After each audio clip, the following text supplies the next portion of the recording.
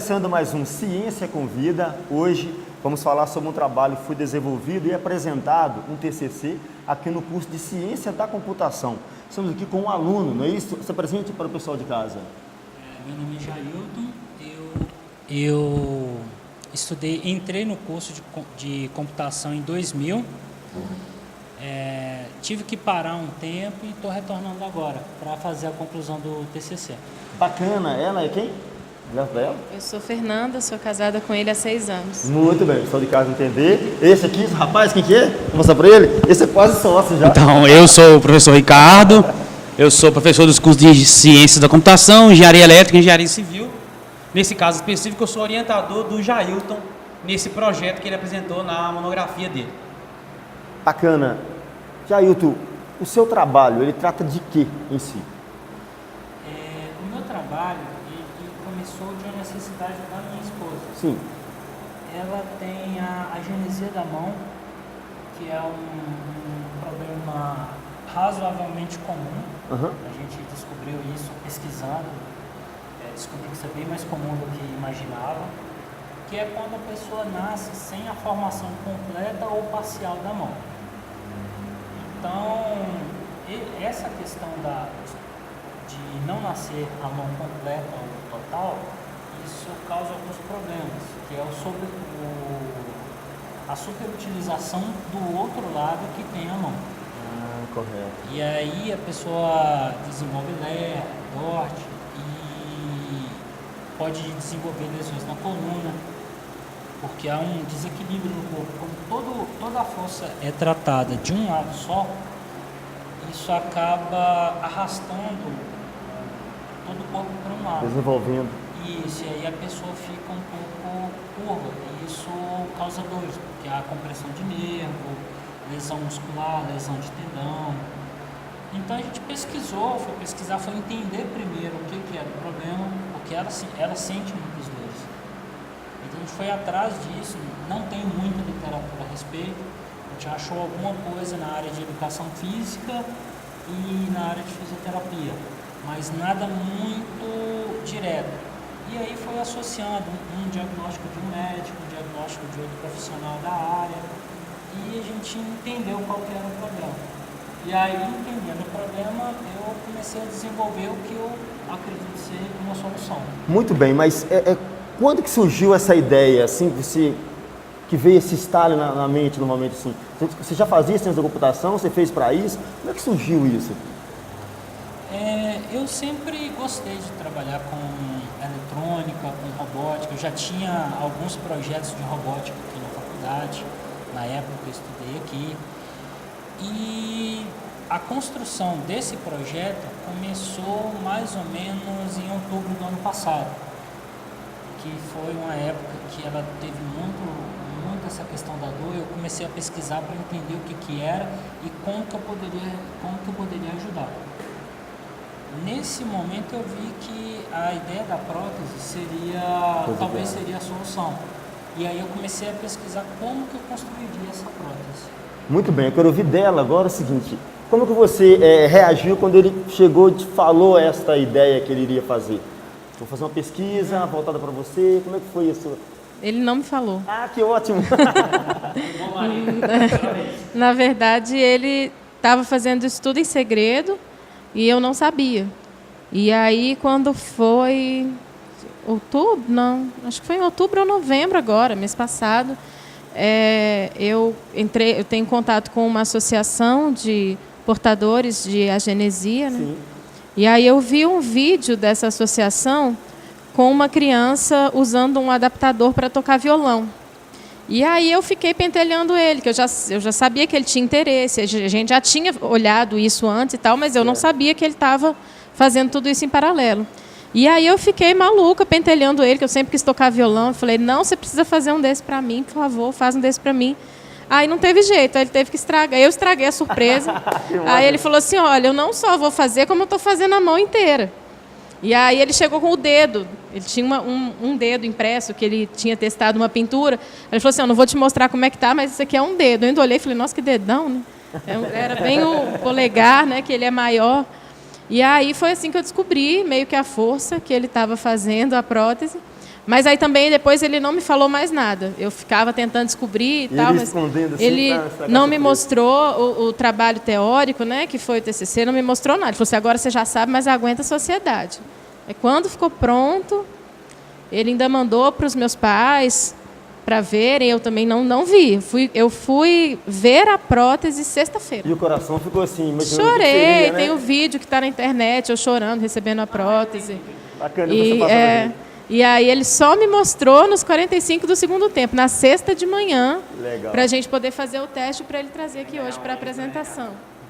Muito bom, muito bom. Ô, Ricardo, e aí, como é que foi a parte da orientação? Agora, conta para nós, como é que foi como aluno? Então, cara, esse cara, assim, eu sou fã dele agora. Assim. Mas eu fico feliz de ver um trabalho que tem muita emoção. É um trabalho com o kit e emoção completo, né? E o mais legal é que eles têm bom humor, os dois, um com o outro. Isso prova que eles têm uma sintonia, né? Ela fala do dedão, e ela fala disso com uma naturalidade, em tom de brincadeira, a surpresa dele. Olha só que legal, o Jailton usou do conhecimento para ganhar um extra com a esposa. Né? Ele usou do conhecimento para criar algo útil.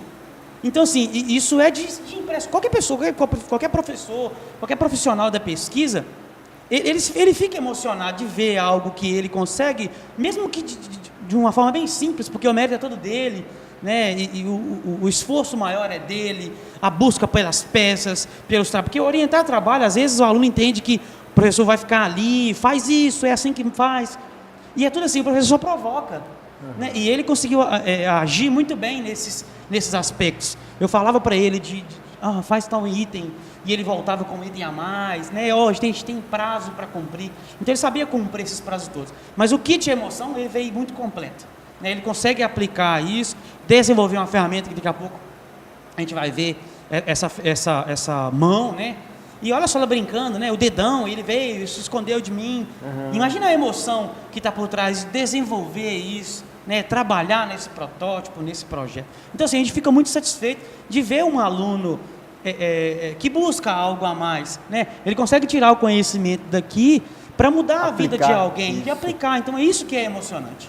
Bacana, na verdade eu fiz a pergunta a ele, mas eu já sabia a reação, porque estava assim, cara, eu estou orientando um aluno super bacana, e ele tudo que se pede fazer, ele estava entusiasmado, eu queria conhecer quem é um aluno que estava entusiasmado, o olho dele brilhava, entendeu? Então, falei assim, eu tenho que ver, que é isso, camarada, entendeu? Aquele dia do hangout, você chegou fazendo barulho, né? Isso, então, que eu cheguei, eu falei, quase que atrapalhei uma orientação aí, foi mais ou menos nessa linha. Então, bacana, nós vamos ver daqui a pouco, então, isso aqui. O nosso programa tem uma fala no final, que é assim, vem com a vida que a ciência te convida. Quero que você fala para nós aí. Vem com a vida que a ciência te convida. Aê, isso aí, cara, muito bom.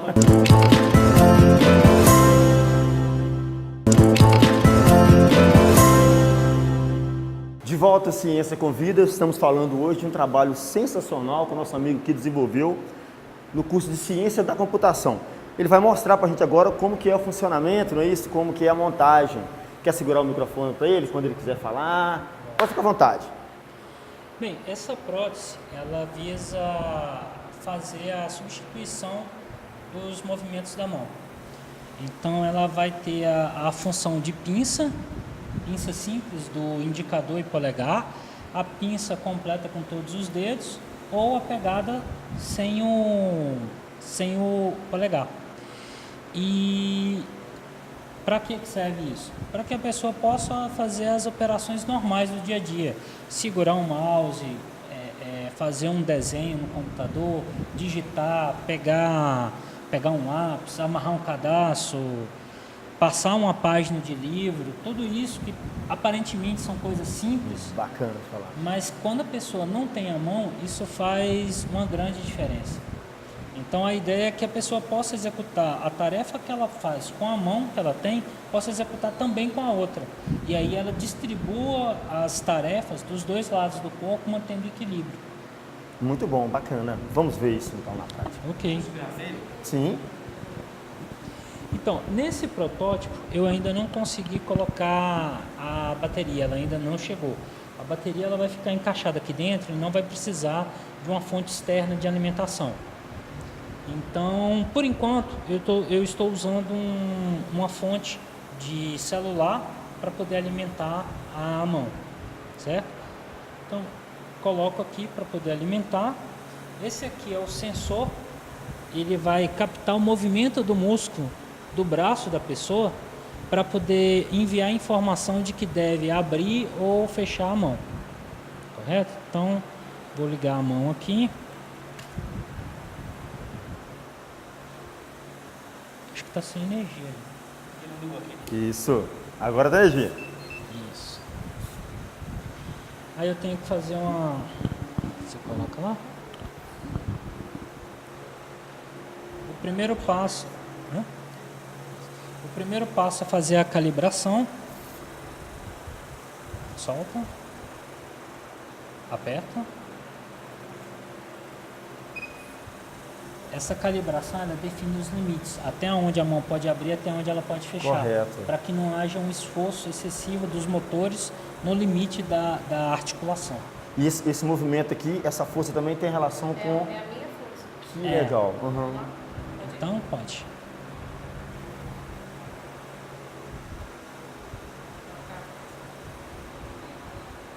Como é um protótipo ainda, Sim, sim.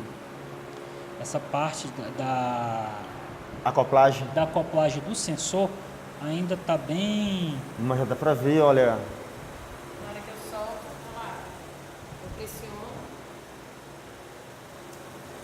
Isso. Porque como que funciona esse sensor? É um sensor temporário, ele é ótico. Uhum. Então, ele pega a distância entre o sensor e a pele. Nisso de pegar a distância entre o sensor e a pele, como que ele vai funcionar? Quando você faz isso, seu músculo fica rígido e comprime a borracha que está aqui, fazendo com que o sensor fique mais perto. Então, ele percebe que o sensor está mais perto e manda o sinal, é para fechar. Quando você relaxa o músculo, ele para a compressão da borracha, o sensor fica mais longe. E aí ele fala, abre a mão. Aí pinça, pressiona até ele fechar lá para... A pinça. Isso, que a pinça é quando... Aqui eu estou fazendo a pressão. Na hora que eu soltar o músculo, ela solta. Tá vendo? Olha. Muito massa. E aqui solta. E aí a ideia é o quê? É colocar os sensores mioelétricos, que são consideravelmente menores que esse sensor aqui. Ele vai ficar fixado na própria estrutura do antebraço, aqui no fundo. Já tem até os furos para... Onde vai encaixar? Isso, onde vai ficar fixo. Vai encaixar assim. Ah, sim. E vem o sensor aqui. Olha que interessante. Ela ficou Esse tamanho. praticamente o mesmo comprimento, mesmo a dimensão tamanho. aqui também. Isso. É isso. Isso. Outra E aí? coisa que eu... Dedão, que aí eu coloco a mão assim pra você. Foi o quê? Eu achei alguns projetos de mão masculina, que é bem maior. Ah, correto. Então, o que eu fiz? Eu tive que remodelar o Pra tamanho das mão peças dela. para que ficasse o mais próximo possível da mão dela. Então, eu diminuí o tamanho para que ficasse bem próximo do tamanho da mão dela. Nó, bacana. E aí eu estou observando a parte interna, como que é feito? Tem uns motor de passo? Como é que... Isso, eles são 3 motores. Eu tenho um motor que ele faz esse movimento do dedão, que é descer e subir. Uhum. Tem outro motor que faz isso daí. Tem um outro motor, que é um motor mais forte. Ele tem 4 kg força para poder fazer a pinça com o indicador. Uhum. E tem um outro motor que é um pouquinho menor, que vai fechar esses outros 3 dedos. Então eu tenho 3 motores na estrutura da mão para poder fazer esses movimentos. Nos estudos que eu fiz, eu percebi que todas as próteses do mercado, elas se baseiam basicamente nesses 3 movimentos. Pinçar com o indicador, pinçar com todos e pegar sem o polegar. Com esses 3 movimentos, você consegue fazer quase todas as atividades. O movimento independente do dedo mínimo, do anelar e do dedo médio, eles são importantes, mas não são tão essenciais no dia a dia. É claro, se a pessoa toca um piano, alguma coisa assim, ela vai. Esse movimento é importante. E é uma intenção futura, conseguir miniaturizar os motores para que eu consiga isolar o movimento de cada um deles. Mas só uma pergunta, que eu estou curioso, pessoal de casa também. Essas partes você comprou, você projetou, você desenvolveu também essas partes? Eu projetei e imprimi com a impressora 3D. Cada detalhezinho? Caraca. Cada uma delas, inclusive o foco desse meu projeto é o quê? Uma mão dessa lá fora, prontinha, ela fica em torno de 90 a 110 mil dólares. Essa mão aqui eu estou conseguindo imprimir perto de uns R$2.000. Nossa!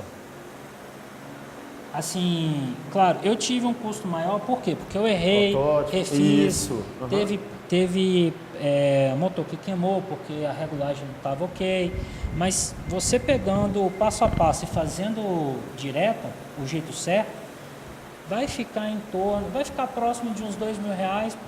Por que próximo? Porque muita coisa tem que vir de fora. Sensacional. Então, você compra em dólar, o dólar altera. Então esse valor pode flutuar. Para a gente fechar esse bloco, ela estava falando para a gente aqui, eu achei interessante, como é que é agora essa questão do agrado do homem à esposa, ele levou isso para patamar. Ele elevou o nível de como agradar a esposa. Ele fala agora, porque faz agora? Como é que você fala para suas amigas? Meu eu falo assim, seu marido te deu o que de presente? Uma joia, um carro? O meu me deu uma mão. Muito bem. Não dá para competir. E aí eu tô doida para fazer a piada também, né? Na hora que alguém precisar de ajuda, falar assim, você tem uma mão, você pode me dar uma mãozinha, tirar a mão e falar, toma uma Entrega mãozinha. a mãozinha pra ele. Muito bem. Poder fazer piadas agora também, Bacana. melhores. Então agora você vai encerrar pra gente. Fala como? Vem com a vida que a ciência te convida. Vem com a vida que a ciência te convida. É isso aí.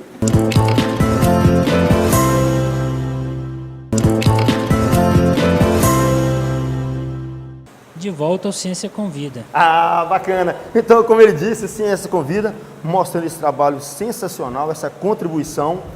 Mas uma pergunta, você colocou a parte do controle do braço. Estávamos comentando aqui a questão que tem conta sinapse também, sinapse colocar assim na mente. Como é que funciona? Então, o sinal nervoso, o sinal da sinapse, eles podem ser percebidos com alguns sensores. Mas qual que é o grande problema de você querer pegar aqui? A pessoa ela vai ter que trabalhar bastante essa questão de ver o que um sinal X vai fazer com a mão. A minha ideia de colocar sensores mioelétricos é qual? A pessoa já sabe fazer o movimento com alguns músculos que ela já tem. No caso da minha esposa, ela não tem da palma da mão para frente, mas ela tem a musculatura aqui. Ela tem bíceps, tríceps, ela tem vários músculos que ela já naturalmente já sabe utiliza. Usar. Isso. Então, isso. E o outro? Então ela já tem músculos que ela já sabe, ela não precisa aprender. Então o que eu vou fazer? Eu vou pegar o sinal que o cérebro dá para o controle do músculo, que ela já sabe usar, e converter em movimento na mão. Porque vai ficar a ideia, desde o começo a ideia é tornar a vida do usuário mais fácil e não mais complicada. Sim.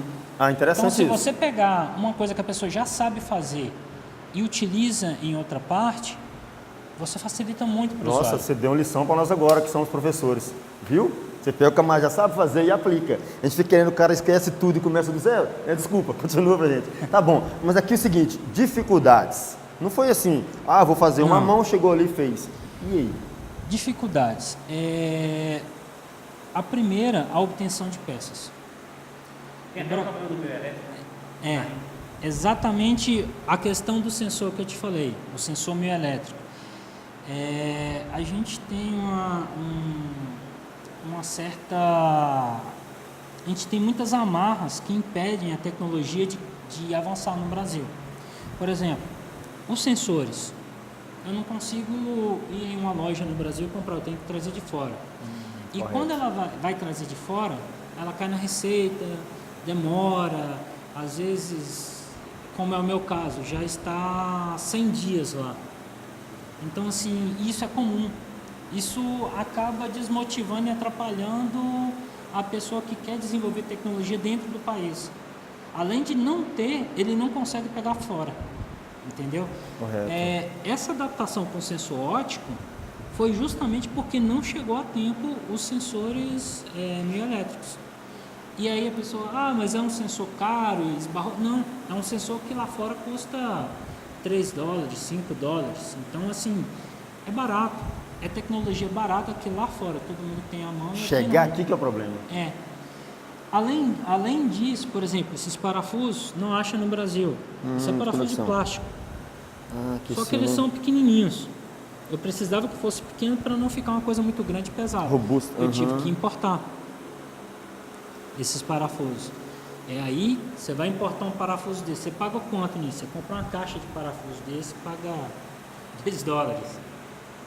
Sei lá, 200 parafusos, $10. O tempo de entrega, né? Só que o problema é o tempo de entrega. Tanto é que, como eu te falei, desde outubro do ano passado, eu estou adquirindo as coisas para poder montar. O tempo de montagem é curto.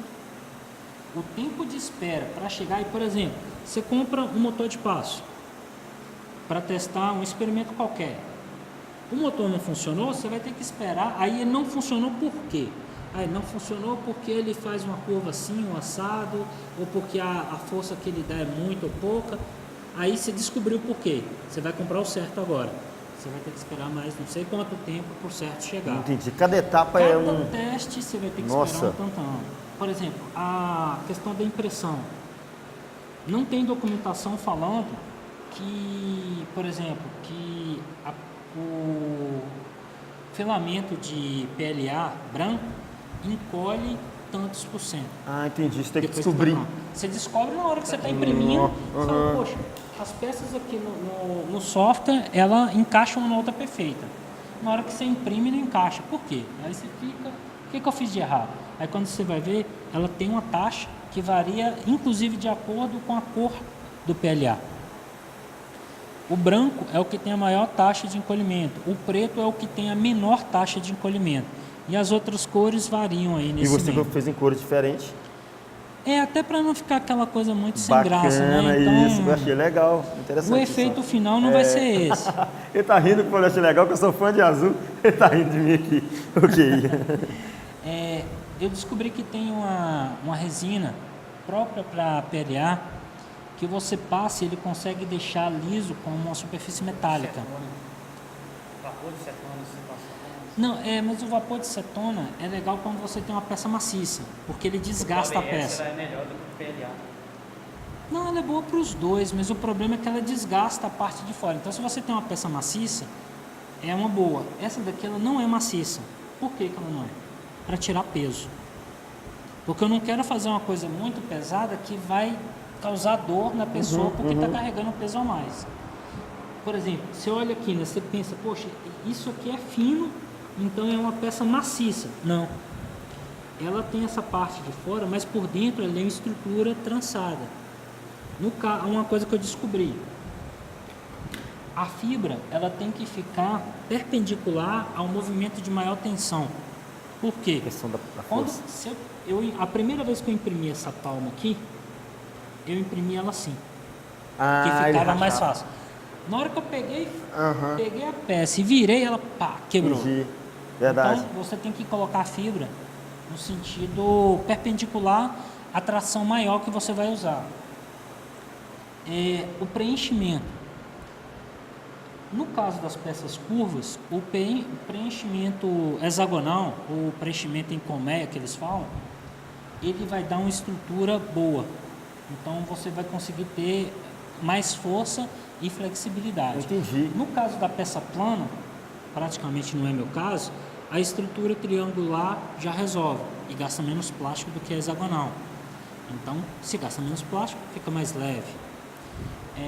Aí, por exemplo, você pode imprimir com 5% de preenchimento, 10, 15, 20, 30, ou maciça. Uma peça maciça fica pesada, muito pesada. aí você fica mais forte, mas fica pesado. Correto. Uma peça com 5% fica muito levinha, mas muito frágil. Olha, o que eu estou entendendo aqui, na verdade, você tem inclusive para dissertação de mestrado. Agora, eu quero perguntar ao professor o seguinte, como é que foi orientar toda essa quantidade de ideia aqui? Igual está falando aqui, ele teve 2 trabalhos em um. Como é que foi focar e não perder? Porque, começando a falar, tem vários nortes que a pessoa pode ter. Um fato que a gente avaliou na hora da banca dele, é que a nota dele, ele tirou 99 de 100. E o fato de ele ter tirado 99 e não 100, é porque ele, quando o aluno desenvolve um protótipo, muitas vezes ele é forçado pelo tempo, Correto. por um processo atual, natural, de às vezes ter que se dedicar um pouco mais ao protótipo. E aí passa despercebido alguns detalhes que ele vai perder nota nesses casos.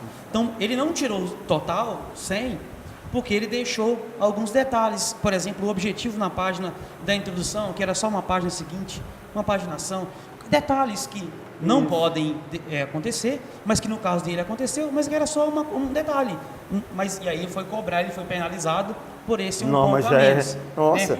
Então era um trabalho, ainda vale 100, né? A esposa dele que sabe quanto que vale isso. O olho dela fala, o olho dela diz tudo. E assim, são detalhes, né, que às vezes passam despercebido. É aquele fato de querer trabalhar protótipo e pesquisa, a dificuldade maior está nisso, de conciliar esses 2 detalhes, entre protótipo e pesquisa e escrever os detalhes desse protótipo. E é aí que está a grande dificuldade. Bacana. Aqui, eu quero o seguinte, para encerrar, eu quero que você fala para a gente assim, em que você está atuando e o contato. Você vai deixar o contato, isso vai ter alguém interessado. Vai disponibilizar, né? Isso, exatamente. Como é que vai ser isso?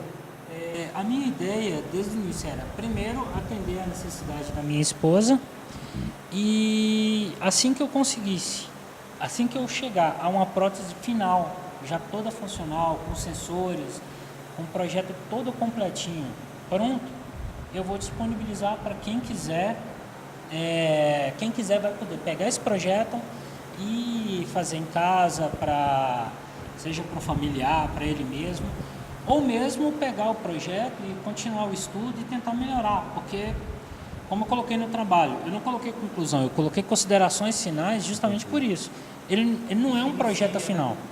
Ô cara, aqui, desculpa te chamar de cara assim, mas eu já fiquei fã do trabalho que você fez, mas mais fã ainda dessa grandeza sua em não querer isso só pra você, sim, entendeu? De poder ajudar mais pessoas. Eu fiquei seu fã também, como o cara falou aqui. Obrigado. E o contato que é, o seu telefone? O trabalho vai ficar disponível na biblioteca, porque como você tirou 99, também. obrigatoriamente você vai ter que deixar esse trabalho disponível na biblioteca. Na biblioteca, acesso. Então você vai ter que agora um trabalho de encadernar e todo um processo que você tem que cumprir ali. Mas o camarada de casa quer fazer contato com você. Ele liga, te manda um WhatsApp, um e-mail, fala pra galera. Pelo e-mail eu acho que seria melhor. Sim. Então pode entrar em Na contato. matéria, né? Na Isso. edição, o trabalho. Isso, na edição, bicudo1gb@gmail.com. Muito bom. Cara, aqui, eu não sei o que falar do seu trabalho, não. Foi o melhor trabalho que eu entrevistei até hoje. Desculpa a galera que eu entrevistei, ótimo trabalho também, mas em termos de conhecimento e aplicação. Beleza? Muito obrigado. Bola aqui. Beleza? Agora fala junto aí. Vem com a vida que a ciência te convida. Vai lá. Vem com a vida que a ciência te convida. Beleza, muito bom.